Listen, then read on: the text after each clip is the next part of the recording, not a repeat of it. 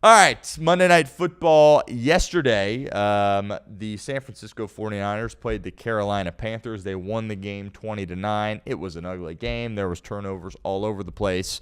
But I respect the heck out of Kyle Shanahan, and I've been banging the table really ever since Brock Purdy had the turf toe, and then Mac Jones comes in, and they still continue to win games, and then everybody gets hurt. I don't know, by the way, what's going on in San Francisco, what their training staff looks like, because that really needs to be studied, to be completely honest with you, because this seemingly always happens with this team where it's like they are just so depleted and all their best players are getting hurt, right? Kittle was hurt. He missed a lot of games, right? Bosa, he's out for the year. He's making a ton of money. He's getting older, obviously, but he's still one of the best edge rushers in the National Football League. Fred Warner, probably the best linebacker, future Hall of Famer. He's done as well. Purdy was out for a while, and the list just goes on and on. Pearsall, he was out for a while. And just injuries all over the place, and the standard doesn't change in San Francisco, and they continue to roll guys out there, coach them up, and play well. That's why I've been saying Kyle Shanahan, Coach of the Year. He probably won't get it, right? If New England continues to win games, Vrabel probably going to get that award. Maybe a guy like Sean McVay there as well. He's really impressed in Los Angeles. But, I mean, when I look at what Kyle Shanahan has done, it's like, my goodness, he doesn't have much. All his best players are hurt, and he continues to go out there and win. Now, does he have the strength of schedule like, a really good team in this league? No, right? I understand that. They don't play necessarily the most difficult schedule. This year, he's reaping the benefits of that a little bit, right? Again, he didn't play the Rams yesterday on Monday Night Football. It was the Carolina Panthers who had strung together some wins, but at the end of the day, they're still the Carolina Panthers, right? And there was part of me that was, intrigued. I'll be the first to say I took 7.5 plus 7.5 last night. I thought there was a chance they were going to keep this thing a little bit close, but ultimately they did not. And I teased this at the beginning of this show. Each and every year, there's obviously a bunch of head coaching openings. 6, 7, 8 head coaching openings seemingly each and every year. We'll see what the final number is this year. Already, of course, have a couple open here at this point. But there's always some, big name, some top-of-the-line coordinator or some guy that had been out of coaching for a year and was coming back ready to get a job. And it's like, oh, that's going to be, a guy that garners a big-time contract from an organization here in year one. And this year it doesn't really feel like that, right? Last year, of course, it was Vrabel and Ben Johnson. Ben Johnson had kind of been that guy for a couple of years and decided to continue to stay at Detroit, wait until the opening was right, and then pounce when, he thought it was a good opportunity. Clearly, he's done a great job with the Chicago Bears. We'll talk about them a little bit later on today's show. There isn't really that guy this year. Remember a couple of years ago, Sean Payton, right? He basically was like, you know what, New Orleans, great run, but I'm done. And then it was like, well, now I want to have a chance to, go back. He went to Denver, and look what he's done in a couple of years. But this year, there isn't really a guy that stands out to you. But there is a guy that could be potentially emerging, and you might laugh at me when I say this, but I think it's Robert Saleh. Right? Robert Saleh, of course, was the head coach for the New York Jets for a couple of years. That did not work. But then again, when have the New York Jets ever worked? Right? People talk about, the Jets used to be good. That was with like Rex Ryan and Mark Sanchez. And that was for like 2 years, and it was borderline fluky. Yeah, they were able to win some playoff games. They deserve some credit for that. But the Jets have been a mess my entire life, and it looks like they're going to continue to be a mess. They just traded their two best players, Sauce Gardner and Quinnen Williams. Now they have a bunch of draft picks, fine. But what are you going to do? Pick a Sauce Gardner and a Quinnen Williams? Well, even when those guys were there, you still were terrible. Right, so I don't anticipate Aaron Glenn having success in New York. I probably would move off him, but that's kind of a conversation for a different day. But the bottom line is I don't necessarily fault Robert Saleh for what transpired there. He had the Aaron Rodgers thing. There was a lot of hype that came with that. Obviously, he got hurt the first minute of the first game, right? And then after that, there was some turmoil there. And look, the Jets are just a dysfunctional franchise, and their owner is very impulsive. He makes quick decisions, and I don't think, Robert Saleh really got a fair chance in New York. So I think if he wants to, he's going to have an opportunity to be a head coach in the National Football League. And when you look at what he's done defensively for the San Francisco 49ers, it is absolutely tremendous. Again, I just mentioned at the top of this segment all the guys that he is without at this point, all the injuries that he's had to withstand. When you're talking about rolling all these new guys out there, at rookies or guys that haven't played a ton, and they're playing good competitive football, and he's coaching them up, and he deserves a lot of credit for that. Now, it'll be interesting, right, because obviously this day and age, a lot of people want to go with the offensive minded head coach. Kind of feels like the past 2 or 3 years maybe that's kind of shifted a little bit, and it's not like a general consensus that, hey, you need to be an offensive coach to be the head coach, right? So I still think Robert Saleh could have some success. Now, where are you going to put him, right? Obviously, if there's a head coaching job that's open, that means the team is in a really, really bad spot, right? I think there's some, positive momentum a little bit with the New York Giants and some of the pieces they have, but is he going to go back to New York and coach the other New York team in the same stadium? That probably wouldn't happen. The Raiders, that is just like, and we'll see obviously if Pete Carroll sticks around or not, but that Raider job is, I don't know if I want that job, right? Because they don't really have anything. They got Max Crosby and Brock Bowers. Crosby's great, but it's probably in the best interest of the organization to trade him, right? Bowers is exceptional, but maybe even the biggest part to all this is, you stink and you're going to stink for a while, but 6 of your games are against Patrick Mahomes, Justin Herbert, Jim Harbaugh, and Sean Payton. Like that's not a good spot to be in. So I don't know if he would want to leave San Francisco for like the Raider job, right? And that job's no good. And then the Titans, okay, you would think the division's kind of weak, but then all of a sudden the Colts are good. Here come the Texans. Jaguars have a winning record there as well, so maybe that's not. Yeah, you might have a quarterback in place, but he's a young quarterback. Then you got to hit on your OC. So there's not really an intriguing job that's open at this point. We'll see. I'm sure there'll be a surprise firing. Well, it's like, oh wow, that's a good job. That's open. But Robert Saleh, that's a name to keep an eye on as we continue here, and this defense continues to win games for the Niners. Look, I think they're going to be a playoff team, and I think with those coaches, they can beat anybody. They're not going to be a favorite against some of these great teams in the NFC.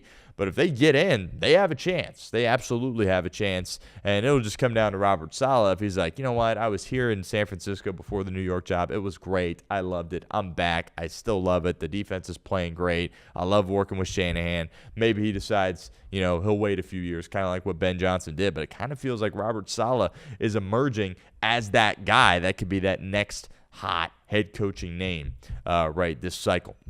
Now, as far as the game itself goes, ugly game, turnovers all over the place. We talked about this when Purdy was getting ready to make his return against Arizona, where it's like, if he loses, it's going to get very loud very quickly, because you get that when you have an organization that's a big-time, high-profile organization. The Niners, big brand. The Packers, right? People are talking about LaFleur's job security here at this point. The Bears, right? Huge media market. The Giants in New York. Like, this kind of stuff just had the Eagles in Philly there, of course. He won the first game against Arizona, and he won again last night against the Carolina Panthers. But some of those interceptions, it's like, that can't be happening, right? This isn't – you're not the guy anymore that was making $1 million and that was the last pick of the draft. Like, you're making a lot of money, and they're putting a large chunk of their salary cap towards you to be a really good player, and you're sitting there turning over the ball at a crazy rate. Now, Aikman on the broadcast was kind of defending him. I didn't think they were the worst things in the world. And one thing that some people are surprised by this, and this is what I don't get. Some people don't watch college football and they love the NFL. It's like, well, in order to fully understand the NFL, you need to watch college football. And I watched Brock Purdy a ton at Iowa State. And obviously he wasn't at Georgia or Alabama or Ohio State, so he was asked to do a lot. But this is who Brock Purdy is. He's a gunslinger. All right, he's got no fear, and he will let that sucker rip regardless of what's going on out there and regardless of how many interceptions he's thrown in that game. And I think he deserves some credit for that. He's kind of got a Brett Favre-ian style to him. Obviously, the arm isn't as close, but just as far as his decision-making, he's got no fear. He will let it rip. He'll sling it over the middle. He'll go wherever, and it came back to really bite him as he had 3 bad interceptions there in the first half. Again, Aikman kind of defended him. I sort of get it, but it seemed like he was kind of putting the ball in harm's way. But that's who he is. Right? Now, obviously, that's got to get cleaned up, but, he's got a different style of playing than Mac Jones. Mac Jones is very much point guard, ball distributor, get it out quick, positive plays, not many negative plays. That's not how Brock Purdy operates. He's going to look for the big play. He's going to look for the big shot. He's going to force that ball in a little bit, and that's part of the reason why he's been able to be so successful in the NFL. But, if they would have lost that game, and they could have easily lost that game, we'll talk about the Panthers side here in a second. But there's been some people in San Francisco like, we might need to make another change at quarterback and go here with Mac Jones because we function a little bit better with Mac Jones than we do with Brock Purdy. For what it's worth, I'm not sitting here saying they need to start Mac Jones. I think they could win a lot of games with Mac Jones. They have proven that they can win a lot of games with Mac Jones. You paid Brock Purdy. He deserved the contract, right? You got to, sometimes in this league, you just got to evaluate what you see and remove the draft pick, right? You're kind of seeing this in the inverse with the Cincinnati Bengals and a guy like Myles Murphy, where it's like, well, what's he doing? He should be, better. He was first-round pick. He clearly doesn't have it, right? Has he shown signs of life past couple of weeks? Sure. But Brock Purdy, you got to, especially now after he's been paid, you got to stop evaluating him like he's the last pick in the NFL draft. No, this is a guy making, $45-50 million, and he needs to be evaluated like that. And, look, I think he still gives them the best chance to win. There's going to be more ups and downs with Purdy than there is with Mac Jones. He's going to put the ball in harm's way a little bit more, but that's part of the reason he's in this spot, and that's part of the reason the Niners trust him. And I love how Kyle Shanahan is defending him, right? Kyle Shanahan is such a great coach. And, Lisa Salters asked him at halftime, like, what's going on with your quarterback? Like, what are you going to tell him? He's like, oh, no, he's fine. Like, a couple of bad decisions there. He just kind of missed inside on that one ball, but he's throwing the right spots. I love what he's doing, and we'll be fine. Then she's like, what are you going to say to him at halftime? And he's like, nothing. Just keep doing what you're doing, and, got to be a little bit more accurate here at times, but keep playing. Right, I love that from a head coach, especially with a guy coming back from injury like Brock Purdy. And I understand that patience might run out a little bit if these trends continue to happen for Brock Purdy, but I don't think there's much reason to have too much controversy here at this point. Again, Mac Jones can win games for you, but are you winning a Super Bowl with this team? Again, I just said at the top, with Shanahan and the guys you have and the coaching, and you've been here, you've done that, you have a chance, but the odds of you winning a world championship this year are very, very low, especially with all the injuries that you've had to sustain there as well. So, look, I think the world of Mac Jones. I think he's one of the best 32 quarterbacks in the world. I think he should be starting somewhere, but I don't think you need to be worried about potentially moving off Brock Purdy. I think he'll be fine, right? He's going to throw some interceptions. That's what he does.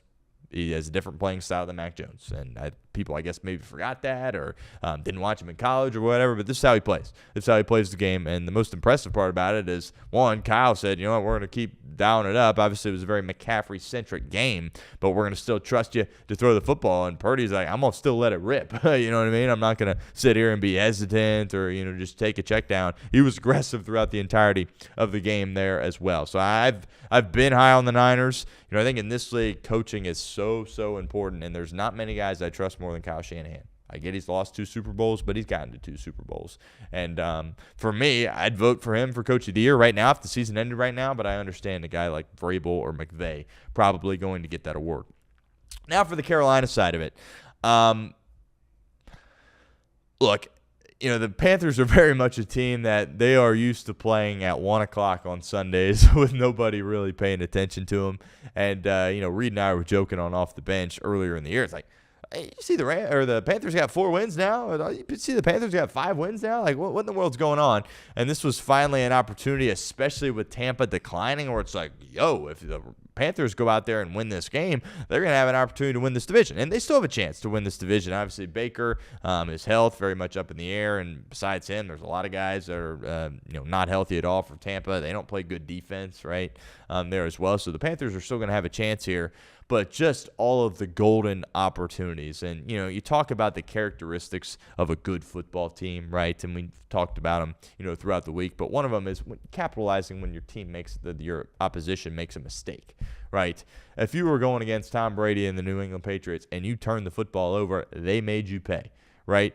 The Kansas City Chiefs, if you make a mistake against them, they make you pay. Josh Allen, if you make a mistake and give him the ball in plus territory, he's going to make you pay. Joe Burrow, Lamar Jackson, right? All the great teams do that. And they were just given golden opportunity after golden opportunity after golden opportunity when Brock Purdy was throwing all those interceptions there. And, by the way, McCaffrey fumbled, and you had 2 guys that literally landed on the football and weren't able to corral it. I mean, what in the world is going on there if you're the Carolina Panthers? And they moved it down to the goal line, and then they throw it with Bryce Young. I'm kind of all over the place with Bryce Young. He does sometimes what he did 2 weeks ago, which was tremendous. Best game of his career, was throwing it all over the yard. And then you have a game like last night where it's like, what are you doing?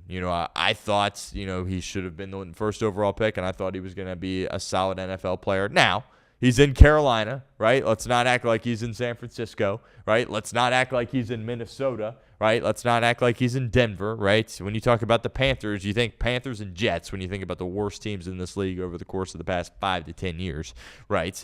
But at the same time, this Carolina team has some pieces. They did a great job in free agency. Canales, we'll talk about him in a second, but I don't know. You need Bryce Young to be a lot more consistent than he has been, and he had an opportunity here on a national stage. Panthers usually don't get this opportunity, and he was not able to cash in. He was not able to cash in at all in that situation. As golden opportunity after golden opportunity, and you only scored 9 points. Right? That's not good. Now, Dave Canales, I blame Dave Canales way more than I blame Bryce Young in this game. Some people, again, you've won games in this league this year, and winning is very hard, and he deserves credit for putting them in the position they're in right now, especially after the course of the past few years with Carolina. Their owner is an idiot, right? David Tepper, right? So he's got to deal with a lot. I was never big on Canales, right? There was a weird story that came out about him when he got the job, and we're not going to go into that on the show, but that kind of always rubbed me the wrong way on Dave Canales. So I've never really been a Canales guy. But when I sit here and watch this game and just watch what transpired on the football field, what are you doing? I mean, you've ran the ball all year with Rico Dowdle, and you've done a tremendous job of running the football. And you're just going to sit back and decide to sling it around? I understand Bryce Young had a great game last week throwing the football, but this is a depleted front for the San Francisco 49ers. They got young guys all over the place. They got backups all over the place. The strength of your football team this year was running the football, and you didn't run the football at all. You just said, we're just going to drop back and throw it all over the place. I did not understand that at all. Dave Canales deserves a lot of criticism for that, and frankly, you see some bad coaching performances here, usually more from like a decision-making standpoint where it's like, we're back up in our own territory and we're winning, but we're going to go for it on 4th and 5. What are you doing? Right? But this from start to finish was terrible from Canales. Like, run the ball, right? You're getting all these opportunities. They're throwing the football to you. Your defense is making incredible plays. J.C. Horn, by the way, is incredible. I know he got hurt. Hopefully he's fine, but he's kind of gotten buried a little bit in Carolina because he plays for the Panthers, but this is one of the best DBs in the National Football League.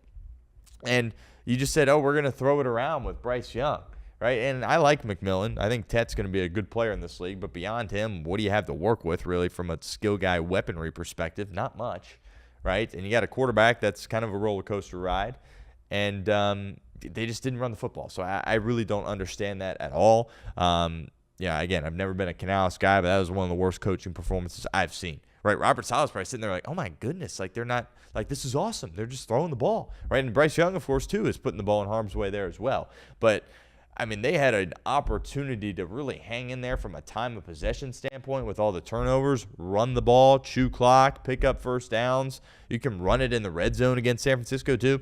Didn't do that at all. And ultimately, it cost them the game. And if you had plus 7.5, which I did, you're like, I mean, you should have easily covered this game. But you only scored 9 points after all the turnovers your defense created. So from a head coaching perspective, really just a head scratcher there. And, Carolina doesn't play many primetime games. Again, they kind of fit in at that 1 o'clock slot. And, they had an opportunity to, show the world that they were for real, and they looked like the Carolina Panthers. So, again, they got a chance still with Tampa faltering a little bit, but that was kind of my biggest takeaway from a Carolina perspective. Like, Canales, man, I run the football. What are you doing? And he opted not to do it.